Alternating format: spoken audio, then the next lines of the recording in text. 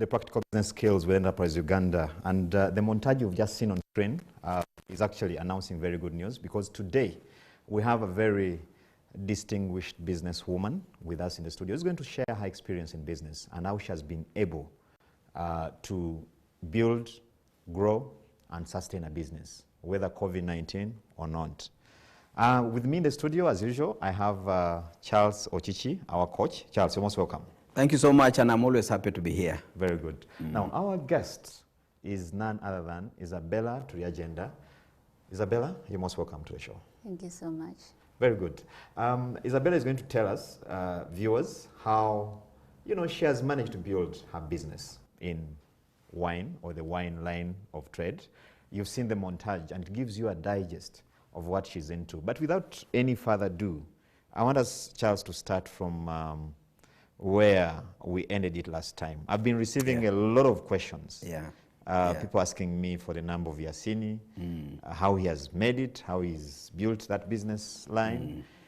What were the key learnings from that discussion? First of all, Yasini is a person I would have given a gold award easily. Whether you put him in New York, whether you put him in whichever city, that fellow brought out things that every Ugandan watching this show every Sunday must appreciate about our country. I have a few highlights that I thought I should start from. One of them is that a savings and an investment culture, especially when you're able to save and reinvest your profits, it will create and guarantee anybody, anywhere, to build an enterprise. That young man was located in one of the remotest districts. But with just being able to save and keep on building his capital, he managed to move from somebody who was buying 100 kilos of fish to now somebody selling every week in excess of 10 trucks of fish in the country and abroad. Number two, ensuring that wealth givers are happy is a very key way of building a sustainable enterprise. And he talked about them because we train people about the wealth givers. We tell people that if you have got a happy customer, you're on your way to wealth. A happy customer needs good workers. And beyond that, you need excellent suppliers who are happy with you, who can give you stocks and sometimes on credit. And then you've got happy financiers. These are the things, whenever you are pushing anybody into business, you should be able to tell them, show me a happy customer, show me competent, happy employees, show me suppliers who are saying, please take my items, you'll pay me later. Then financiers begin saying, oh, your story is interesting. Can we be part of your story? How much can we lend you? If you do that, no matter where you came from, your journey for wealth has started. 3, supporting existing businesses to keep growing is as important, sometimes even more important, than pushing people to start new enterprises. The story of this young man creating this kind of numerous businesses at 28 years, it's a story you don't want to end. Whatever it takes to keep him in that market, we as a nation, as a country, must be interested and make sure that if he falters, we should be quickly running in and saying what happened. So some of the specific things that came out of Yasin's story are the following. Structured entrepreneurship is an equalizer. It's also a differentiator. When Yasin came to Enterprise Uganda and got entrepreneurship skills that we gave him, the young man at 28 years, a firstborn of 7 siblings to a single mom, was able to achieve the following. He now, as I said, was selling no less than 10 trucks per week of fish. 10 trucks in Western Uganda, in Kampala, in Masaka, and then in Kenya. He also had 16 bodabodas, motorbikes, 8 mobile money kiosks, 150 local cattle, 300 sheep, 250 goats. You just say, are we in the same country where people are saying, what do I do in business? This young man is simply saying, don't even ask the question, the opportunities are everywhere. 2, we also learned that when you are committed and organized, you can make the best use of your available time. Yasin combined attending university tutorials with supervising his fish business in a distant place called Buyende in Busoga. I'll cut you short, Charles. Viewers who are watching us, that is a montage of some of Yasin's investments. Very Can true. go on. Very, very true. And this Yasin man, every weekend would be boarding a public transport where you don't just end up in a big city, you reach a trading center, then you go deep into your village to where your enterprise is. He does that over the weekend and is back to class. And when the results came out, he was in the top 5 in the class with an upper second class degree that was respected by the university. Number 3, we could also notice very clearly that entrepreneurship is a dependable shortcut. And that's the first time I used such a word. I hate that word. But if it brings certain message, let it be used. Yes. Entrepreneurship is a dependable shortcut to family stability and exit from poverty. Now, this year, seen at 28 years, today is paying school fees for all his siblings. He has built a modern house for the mom. And he said he did that by ensuring that all the 5 wealth givers that we talked about earlier on were always attended to. Customers, staff, suppliers, your leadership local within the area, and then your financials. Number 4, we could also say that this came out, and is no matter how good your systems are, no matter how good your employees are, the owner needs to keep a tab at what is going on a daily basis. Yasin had 51 staff, among whom were 3 graduates. Amongst the graduates, he had an auditor who always did the auditing of the business, checking on the sales of the day, the uncollected money of the day. But in between there, Yasin had to continuously look at those reports. In other words, if reports are produced by your auditor and you don't look at them, meaningless. Look at the reports, bank records, and talk to his drivers to try and collaborate and corroborate and see, is what I'm reading confirmed by the driver who delivered the tons of fish to Boise? Because at Boise Airport, you may find that a certain tonnage has been sold. The driver also has got his own records. Are the two adding up? Very key lesson from a young person at 28. On education, he had this message. He said he believes in the value of education, and specifically because it can give you knowledge. And most importantly, it gives you ability to network within the country and beyond. But then he said papers should never define who you are. And he said in this show, he said, whenever people meet me, they call me Mr. Fish. They don't call me Mr. Man who got upper second. Mr. Fish has come, not Mr. Upper Second has arrived. Very interesting way of looking at. And I like the fact, because he said he has never seen a script in his life. He said a transcript. A transcript. Yes. And he graduated. Yes. And said, thank you. Now, anybody who challenges me about education, I'll tell them, go and check my records at the university. But I don't need to be carrying a transcript to show you that this is who I am. I am called Mr. Fish. What you do defines you. Yes. From a 28-year-old. And finally, on the youth livelihood programs, he said, it is much more preferable to give cash to somebody who has started to sweat than to wake up somebody from doing nothing and telling him, please, here is money, can you go and start a business tomorrow? And to him, he said, if somebody is given that impression, he begins to feel that the guarantor of success in business is the cash, as opposed to the other aspects of ensuring that you're able to address the customer needs and able to do so in a competitive way. Thank you, Charles. I'm sure viewers, you've picked some good lessons there. Like we said at the beginning of this interface, of these shows, what we want to share is information that is as practical as possible, something you can pick and apply in your day-to-day life as a business person or someone aspiring to join the business world. Now, this is the point when I come to you, Isabella. I'm sure our viewers are eager to know who is Isabella, and more so in the context of business. I know you're already managing director. I wouldn't want to say at that age because I'm bad from doing that. Yes. Well, my name is Isabella Agenda. I'm a wife, I'm a mother, and I'm the managing director of Karuka Agencies Limited, which is the sole importer and distributor of Robertson wines in Uganda. Okay. And I'm very passionate about business. Okay. So tell me, how did you make the transition from being, I mean, a mother or, you know, belonging to a certain family, and then you go into business? Because, I mean, that doesn't come easy for many people.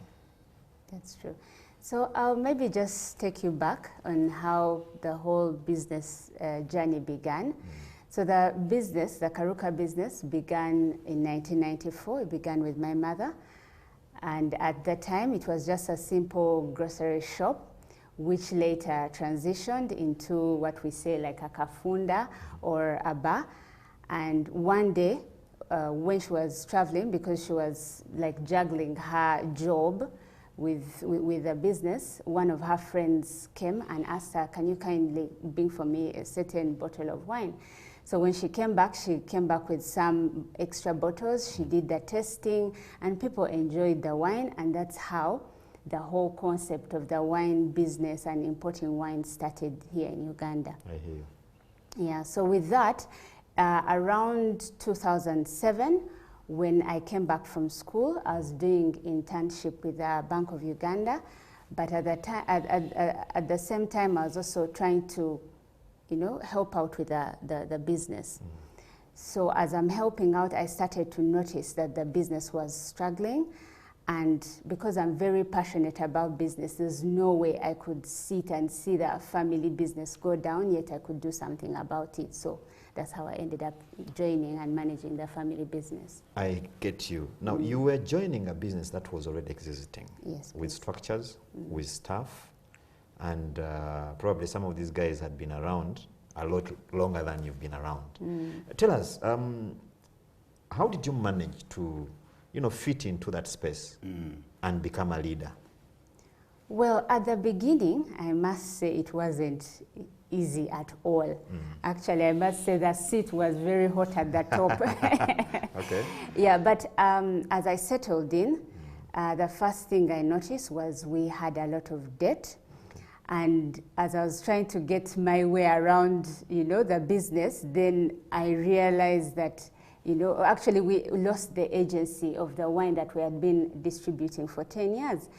So at that time, it was really just to motivate the staff and encourage them that we can start from the beginning, from zero, and work our way up. Okay. Yes, please. I hear you. You know, they always say, when you talk about the seats being hot at the top, they say it's quite lonely sometimes at the top. Exactly. That's true. Yes. Yeah. And some people will even be saying, look at that young girl trying to come and lead us. What can she do if the mother was even struggling with the debts? Yes, Yeah. yes. We've been here and that kind of Yes. thing, but nothing has happened. Charles, what do you pick from there? I think, first of all, the first thing is that the mother was courageous enough to say, my girl has finished school. Let me bring her into this thing which has been weighing me down. That kind of courage, many families would say, no, no, mommy, don't do that. Let the girl have something much easier and more glamorous to take off from. So I think to a great extent, we must thank the mom of Isabella for trusting that she can run this thing. Yeah. And letting her having the leeway to look at things the way she did. Because she didn't just say, oh, this is beautiful, there are stocks here. She began to look at the books and discover debts are here. We have lost agency. And I'm now the one to try and correct this. Why do I start my career with such a dark cloud? So to me, really, That's quite powerful. That was a very No, good. without a doubt. Isabella, I'm a bit intrigued because not so many young ladies, you know, and I'm running here a risk of stereotyping. Yes. Would actually look at, you know, taking over, you know, the management of a family business, you know, at the age when you came into.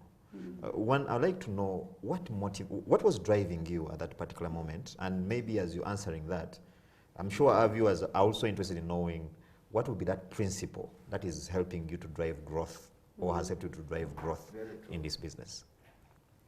Well, as I said, I'm very passionate about business, and I could not actually stand seeing the family business go down. So when I started managing the business, there are like 4 key things that I had to do. The first thing was first acknowledge that we have a problem, we are struggling. Because as you know, most businesses, it's like being an alcoholic. You have to first accept, maybe I drink a lot, and then you get help. Yeah. Yes. So as a business, we Yeah. had to first accept, no, There's there's a problem. something happening. Yes. Yes. Then secondly was to have a meeting, and I communicate that you people, we have a problem, and there are going to be drastic changes, because change is not easy. So if we kind of had the lifestyle of, let's say, going to restaurants every day, then we'd have to change to things like maybe having to eat maybe posha and beans instead of going to, not that posha and beans are bad, but it's more don't have a budget choice, friendly. yes. Yes, it's more budget friendly. Yeah. Yes. Yeah, so in that way, we had to communicate the change, and at the beginning, of course, it's not easy, but people accepted it. That's a good one. Yes, and then the third thing was separating the family from the business. Because what I realized was the business had become the family's like wallet. Like, let's say if you have Mabugo, then you have to get into the business. School fees, get into the business. Yes. So we had to separate that. Then the last thing was, of course, starting to put systems in place and to start seeing how are things done. So those are really kind of the key things that brought the growth in the business. That's a good one. Now, talking about systems, of course, the wine business is it is quite particular and unique in a certain way, especially when you represent big brands.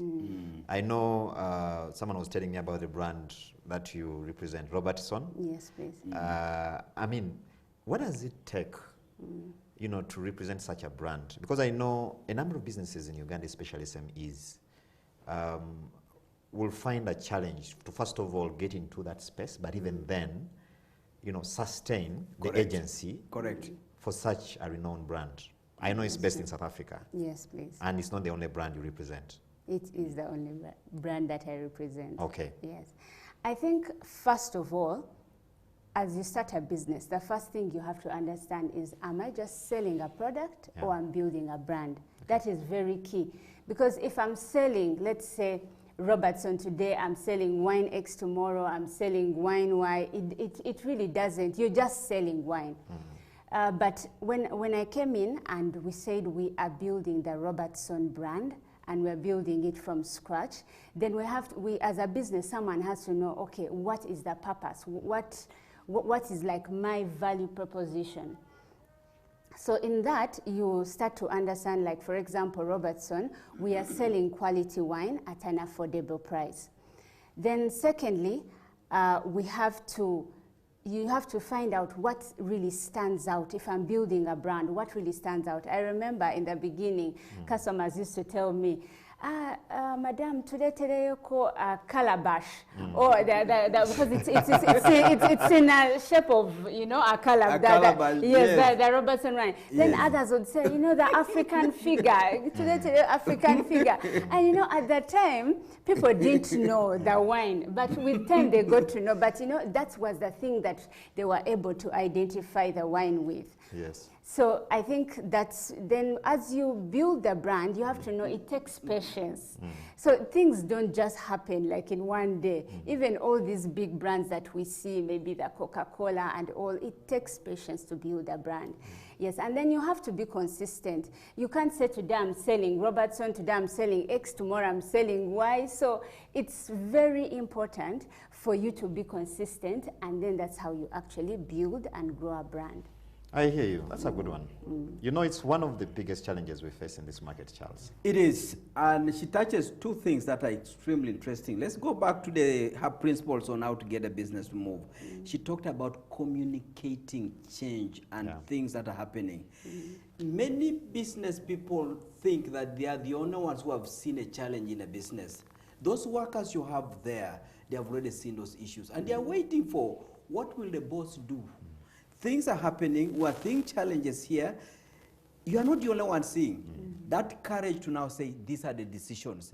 Don't fear to do that, because already the people you are talking to, they're already reading those signs. Yeah. But we keep on thinking that, oh my God, how will they take it? How will they take it? And actually, Charles, I think that's a very important point. That's how you earn their respect. Exactly. Yes. You walk in and you start saying, we are going to now start doing things like this. Starting tomorrow, you, the driver, will also be doing this and doing this and the other things. And you begin to communicate and become a leader. But coming to the issue of consistency, if there be one thing that Africans and Ugandans as a general race must begin to fix, it is that aspect of consistency. You were delivering for me eggs every day, a tray, and I got used to it. The next day, bang, you have not delivered a tray. Then you say, okay, since I'm going for a funeral, they will understand. I have customers who are coming for eggs. Consistency is so fundamental. I think it's a very important one, because I know businesses, for instance, that sell promise. Correct. Like insurance. You see? And very true. if you don't come through, yes, then that's the end of it. Gone. It's a very, very important one. Isabella, moving on, the aspect of credit. We keep talking about it here with Charles, that it's almost it's becoming a song where you hear, if you ask any business person randomly, some of their biggest problems, they will tell you cost of money. Very true. Or others will plainly put it, lack of cheap capital loans or capital. Yes. Yes. You're a lady, because from, again, the experience we picked, it even becomes harder if it is a woman in this equation. How have you managed? Well, first of all, I must say I had a unique experience, and I think it has to do a lot with maybe my character and one of my principles, which is to do with trust. So I'll give you an example. When I started the journey of managing the business, I told you we had a lot of debt. So I actually I'm a member of DFCU Women in Business. So they were advertising and said we are giving loans to women, and without any collateral. So I went to them and I said to people, I want to test because I don't have any land title or anything. So they started off by giving me 30 million shillings, which they had given to me for 3 months, but I said, no, I'll repay it after 30 days. So, which I did. And then after like 3 months, I went back and I told them, no, you know what? My business, actually, I have to pay taxes. Give me 100 million. And one of the ladies there who was the head, Barbara Asimwe, she trusted me and gave me the money. And I even told them, you know what, you don't even have to pay me. Put the money in the account, I'll bring for you a URSS assessment, and you just wire the money. And they really did exactly as I asked. So I think for me, as we climb the ladder and just to encourage other entrepreneurs, yes, we might not have the titles, but the most thing is to have that character whereby someone can trust you. And if someone trusts you, don't abuse it. Yes, and then it will really take you a long way. Perfect, perfect. Now, Charles, when I hear Isabella's experience, I mean, you can see refinement in business operation. Correct. And we agree that this doesn't come by accident. Correct. It has to come from somewhere. Correct. And this is where I'm tempted to ask the question, at what point do you interact with Enterprise Uganda, and what did you get from there? Okay, so I'm also a member of Uganda Women Entrepreneurs. So I heard about Enterprise Uganda through them. And when I reached, they told me that they are so good at training and they really have these good programs that can transform your business. So I said, let me go try it out.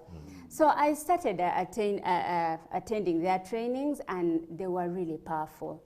But one thing that stood out for me, which I now in my head kind of call the Ochichi curve. That's a good one. Yeah, but it's actually the business growth curve, but he will explain more about it. So when he's explaining that curve, he usually gives examples of failed businesses. So every time I'm there and I feel my mind cannot think or the business is not shifting, the curve automatically comes in my head and I say, no, I will not let Karuka and Robertson be part of Mr. Ochichi's story when he's describing that cup. Yes. Yes. All right, that's a good Yeah. one. So at what level is your business, before I bring in Charles to really break down for us that cup, especially for the viewers Correct. who might want to be privy to that information. At what stage is your business now in terms of operation, size, and the like? Well, I know my business out there might look big because we are distributing, the product is everywhere. But in terms of staff, we are actually very few. Okay. We are about 6. And also, I think one of the major things is focusing.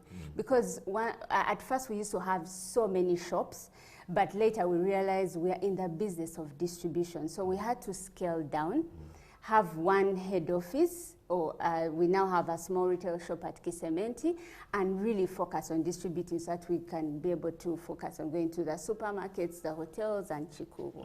Yes, so it's not, sometimes it's not really the size that makes you, you know, the kind of big A building here, that exactly, kind of a thing. building here, you're everywhere, no. Yes. How Okay. do you then reach the rest of the country with the 6 staff?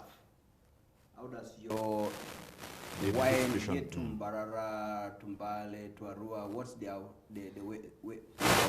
So the most important thing that we did was identifying who my customer is. Okay. Like, for example, I know Mr. Ochichi he consumes my wine. I do. Okay. Yeah, Proud but consumer. I'm not going to go to Mr. Ochichi directly. I know Mr. Ochichi buys from a supermarket somewhere. Yeah. So my client is the supermarket. So I'm going to focus on my client That's a good and model. who is. So I'm not going to be all over the place. So I'm a distributor. I had to know what am I doing. So I focus. I go to the wholesalers. Then the wholesalers take to the retailers. Then the retailers proceed to the final consumer. That's a good one. Yes. Charles, Yes.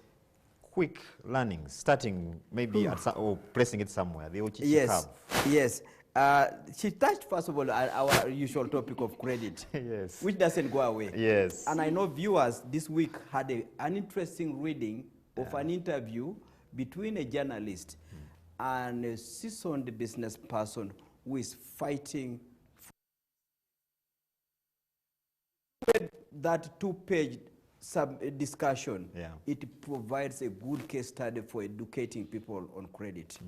But coming to how Isabella approached it, first of all, she took responsibility to present herself to a bank. Not saying, who can try and look after me as a lady? Yeah. She said, there seems to be something going on somewhere, and she went in there and accepted the first level of entry. Because they said, looking at you, you qualify for 30 million. She didn't start saying, oh no, you see now you Paul, you don't like women, now is it because I'm a woman? She took the 30 million. But one thing she did that quickly raised her respect before the bankers was, she made sure that as she was taking a facility of 90 days, and the money came in, she didn't say, by the way, the bankers are saying, I can take it after 90 days. She said, the money has come in, the purpose for which I wanted it, I've sorted it out. She paid it, fully aware of one thing. Should you want more money, the bank will give it to you. Now, when she did that, one thing that was clear was that she knew the purpose of the money. And if the money has been used for that purpose, and now you're able to pay it. You are building a profile. Yeah. Then what happened? The moment she paid, she stood out in the client ranking. I'm a banker. Anybody who pays ahead of schedule and you are still doing business, we want you. We come now knocking. Earlier on it was you knocking. Yeah. It is now us coming knocking and saying, please, Isabella, we seem to see your business is doing well. What else can we do Can for we you? do for you, yeah. Bang, 100 million without security. Good point. Without security. So Ugandans need to know that you can build credibility. And the most important thing is honor your word. Then when she came to Enterprise Uganda, she comes in and receives this message where we're saying, all of you in front of us today, we are teaching you on how to survive that tipping point where a business has built its name from a nobody to a small business to a medium-sized business, and at that point, either you are going to tip off and completely disappear, and we call it the missing middle syndrome. You grew and grew and grew and bang, you disappeared. Actually, the owner didn't disappear, the enterprise disappeared. The owner is moving with a lot of pain, remembering I used to own that factory, I used to own that school, there are many, there are many. So we tell them, there are 5 things we need to fix you at this stage, because you are now so known, so respected, and there are things associated with that mindset. If you don't fix them, those are the things that are going to sweep you. And there are things that sound a bit sweet. Please, there's this opportunity also, take it. There's also this one, take it. It's only you who can do this one, take it. Then we teach you on how to take care of those exciting things and keep on building steadily and steadily. Managing that excitement is a tough game, Charles. That comes with the money and all this. Exactly. Because not every day you see somebody putting up a beautiful hotel. We must talk well about you. It's not every day we see somebody with a good school. We must talk well about you. But as we do that for you, you should be aware that that school has been built over time. If you are going to pick money from that school and put it into a bus company, to what extent is the money you are taking to the bus company sufficient to make the bus completely independent of the school quickly, without you continuously subsidizing the bus company because you want to prove a name that side as well? That's a good one, Charles. Thank you. So, Isabella, coming back to you, the number of viewers watching us who are in your position, your space, they are leaders in business, they're captains of business, and probably they have a number of questions, you know, on management and that kind of thing. If you to look for any skill today, what skill would that be?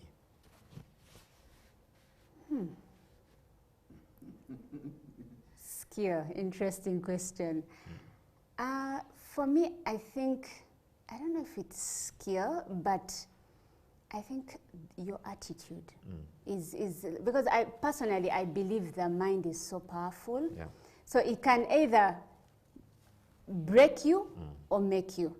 So you need to be in a positive mind. You need to be having that positive attitude to push. Because like right now, so many people are going down, like we have been like affected by COVID-19. But if you sit there and let's say sulk, of course, everything will just go downhill. I'll give you maybe like an example. If my business, let's say, caught fire today, right? I'm not going to just sit there. I'm probably going to get a bucket of water, or I'll call the fire brigade. I'll immediately talk to my suppliers, talk to my bankers. I have to be proactive. So I think that is really the same thing. You have to make sure your mindset is in such a position, ready to move, ready to act. So I think that's one of the That's a good key one. things. Because Charles, I know there comes a time when also business people get exhausted, especially in leadership. And I think they need re-energizing and that kind of thing. Correct. And I keep wondering, where do these guys go to re-energize? Because I mean, we are humans at the end of the day. True. So I think she raises a very important point. Very but true. still, before you come in, Charles, Yeah. COVID-19 came, and we saw, you referred to it, we saw the mayhem it caused in the business realm, or in the realm of business. How did it treat you? How have you managed to stay in business the way you are, even with COVID-19? So COVID-19 has been quite interesting. As I said, your mind really needs to be in the right space. You need to be positive. If you keep crying and sulking about COVID, you'll go down with COVID, that's for sure. Even if you don't literally get sick. But and also it has also been a time to reflect and understand who is your customer. Who is your client? Because most people think that when I'm out there, like I'd given the example before, they'll think Mr. Ochich is my customer. But yes, he is my final consumer, but he's not my immediate customer. So during COVID-19, it was time to go back to the drawing board and say, how can I reach my immediate customer? How can I actually should I say, entice my client, you know, to stay with me, even if they don't have maybe the buying power right now. But how do I keep them engaged? I'll give you maybe... Keep them loyal. Yes, I'll give you like an example. There is a business that belongs to some group of ladies, and they sell clothes. So personally, I've never been to the business, but these ladies are always advertising their clothes on Facebook. So I was having a discussion with my sisters, and one of our friends asked, "Where I want to buy a dress." And it was so funny that we all mentioned the same shop and we've not been there, but it's just because that person did one simple thing. They constantly kept us engaged.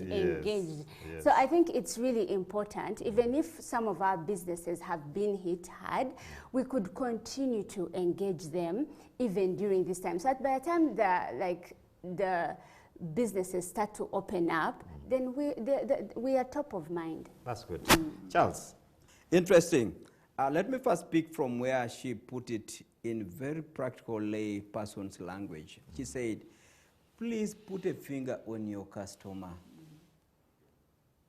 It is so easy to be tempted to see one person coming to buy a suit, then you say, you tell your other friend to come, another one suit, then another one, instead of saying, there are people who are dealing in fabrics and menswear. How do I use them to access the big volume of people located in different areas?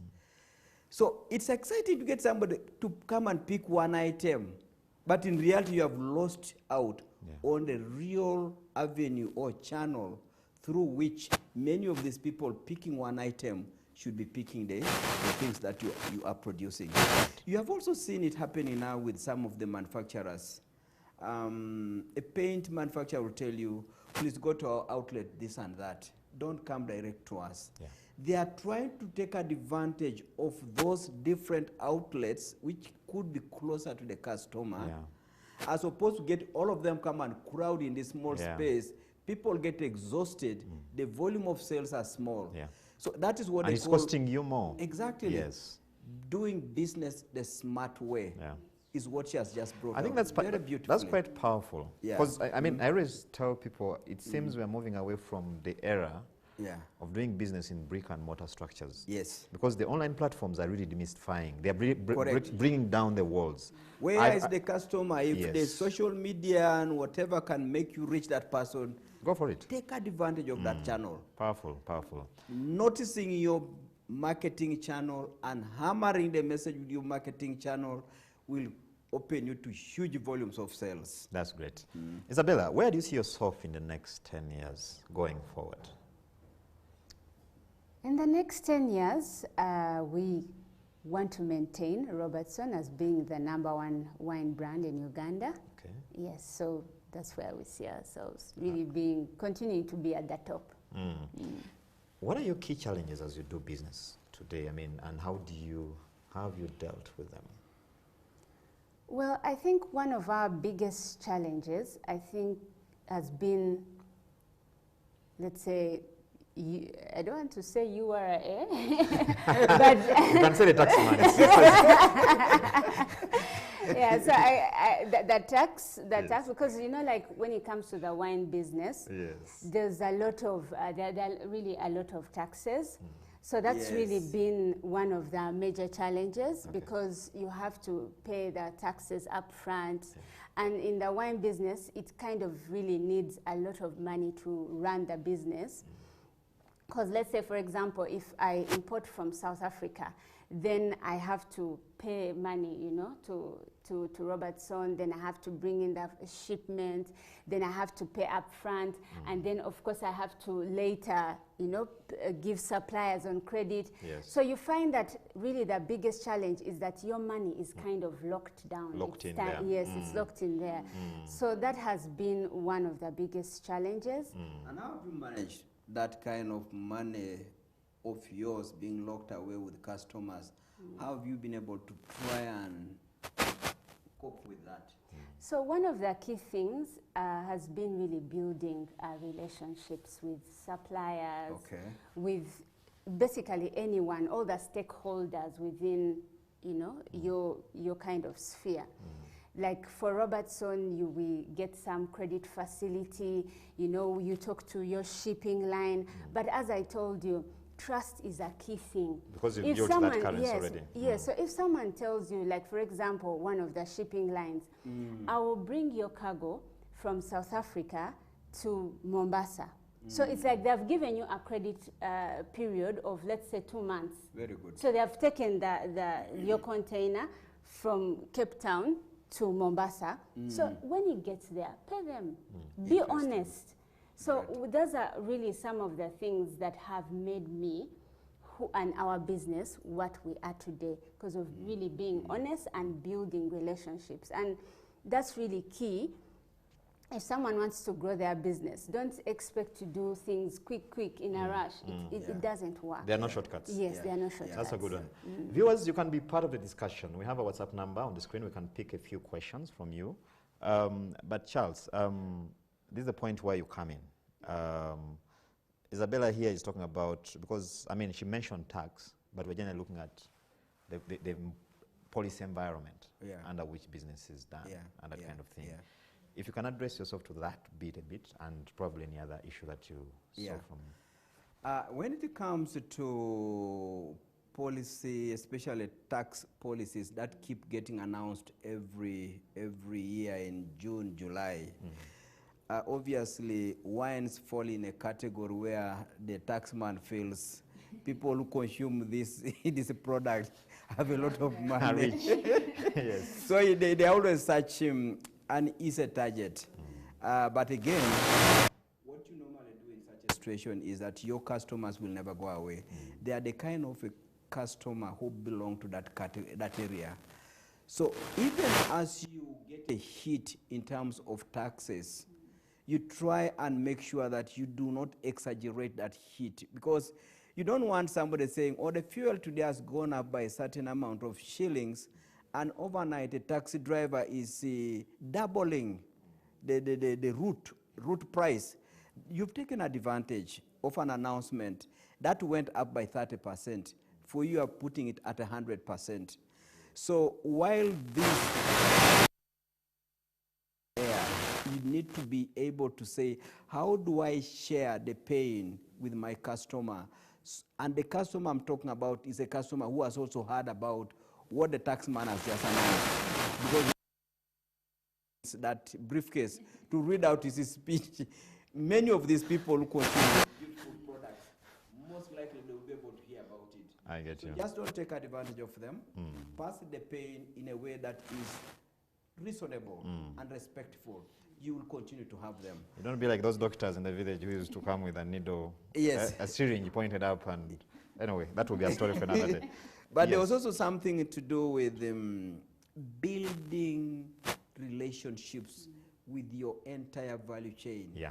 And that value chain can be a big source of so many things. Yes. We normally tell people that trust is fast, it is cheap, and it eases relationships. All the three things here, you need them. Things will move very fast when we trust you. When you say, deliver the item, ship it, by the time they reach here, your remittance will be on the way. If you've done that once, and again you do it, and you do it again, next time we just say, please, just proceed with those things. You don't need to call them to get a confirmation. We know them. Yes. Speed immediately happens. The cost element of you trying to say, let me go to the bank to get a clearance for my goods, you don't need that cost. They have taken over that. That's a good one. So it speeds up things, cheapens your operations, and then it builds the kind of relationships that you can only admire. That's a good one. Isabella, I have some questions here from the viewers coming through. I have Julius here is asking how, the kind of model you use to grow your clientele, because he's saying you deal in a unique brand, Robertson. How have you managed to grow that clientele base? Well, for a product like mine, you have to be on the ground. there's nothing like being in a, the boss lady's chair. You have to be on the ground. Yes. Yeah, so if it means, that's, I think, one of the things that people forget. Yes. You actually have to go to the field. If it means going door to door, then just do that. So it hasn't been easy, but we had to literally visit every supermarket, we visit the hotels, we visit everywhere, we go everywhere really. Yeah, so that's one of the things that has made the brand grow really. That's a good one. Charles, I know time is not our best ally. Yeah. As you come into that, with that, I have someone here again asking, most parents find it hard to let go of their businesses to hand over to the young ones. What message do you have for them? Yeah, first of all, let me talk about the maintaining an agency or a product where you are the sole agent. By the time a leading brand selects you and then blocks out any other person who could have come into that space, and there may be many people with experience in another related product, but would not want to grab that agency. One, you must portray those corporate credentials associated with the parent product. In other words, who is Robertson in South Africa? How are they doing their things at a corporate level of that kind of magnitude? You who is bearing that name here in Uganda, you must reflect that corporate credential of Robertson head office, short of which you must leave. So the kind of things that Isabella is going through by dealing with this kind of a refined brand name are the things that drive you to acquire the things that build lasting entities. Now, this lady could move on and have a real estate later in life. She could move on and have a school. She will go away with those kind of principles, policies, structures that she got from this highly recognized, well-refined brand. So acquiring an agency of a top brand like this is good for this country. And anybody, any Ugandan that managed to go to that space, occupy it, and remains there for a couple of years, and the owner of the brand is not tempted to try and say, can't I replace this lady? It means you've done well. That's and we need to be recognizing and saying, applause for people like Isabella. Now, parents finding it difficult to let go to the young people. I think there are so many things that come about to make this kind of insecurities to exist. First and foremost, we tend to take long to appreciate that our children have grown from the familiar small bundles we used to know when we were taking them to school. They have acquired a bit of skills and then a desire to now start taking the baby steps. Do you know that you can actually be at 80 years and you look at your son at 48 or 50 and you still do not think he can take over what you are doing? Because, because you still see this boy is still the boy that I know, and I'm still around, my head is still working. Not knowing that at the 28 you're starting to do certain things.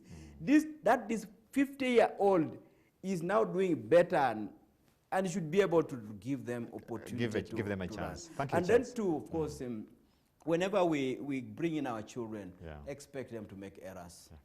If you think that they should come in and be perfect, you are going to torture these kids. And many of us have given children a tough time by just doing that. These children are useless. I don't know what to do. These children are useless. You built your credentials over decades. The boy is only 6 years old in the business. And you want him to get it in a year or two. Please allow him to build those muscles. And let errors be part of the game, but be an encouraging founder. Knowing that, please, you've been knocked today. Let's get up again and keep going. Thank you, Charles. Isabella, your parting shots. Well, I'd just like to encourage really anyone who wants to start a business that your biggest asset is your mind. And do not disguise any job. You can do anything. You don't have to start with a lot of money. Just use the little skill that you have and be trustworthy and honest, and it will take you far. Thank you. Charles, I want you to wrap this up. We are wrapping up in style today. Yes, I think the thing that has come out today and has continued to keep coming out is trust is a big asset. You don't need a lot of money to build it.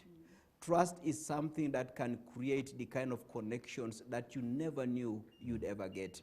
If we don't begin to capture that word and practice it, the country will never build the kind of individuals that will take the agency role of top brands and represent them here in our own country. You'll end up having somebody right from South Africa coming to be the representative of Robertson. A South African company. And yet we could do it.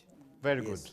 That's very powerful, dear viewers. That's all the time we had for this program.